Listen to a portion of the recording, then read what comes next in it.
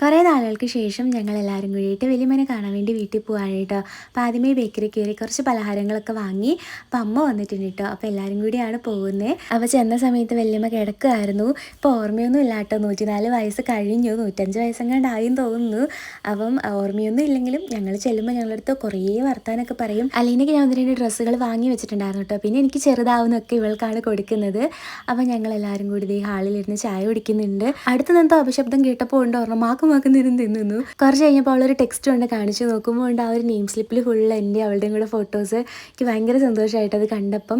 ഞങ്ങൾ പിന്നെ പണ്ടേ നാത്തൂന് ഭയങ്കര സ്നേഹമാണ്. അപ്പോൾ പുറത്ത് പോയി നോക്കുമ്പോൾ ഉണ്ട് അവരുടെ മീൻകുളത്തിൽ മീനൊക്കെ ചത്ത് കിടക്കുന്നു. 10-20 മീൻ ചത്തുപോയി.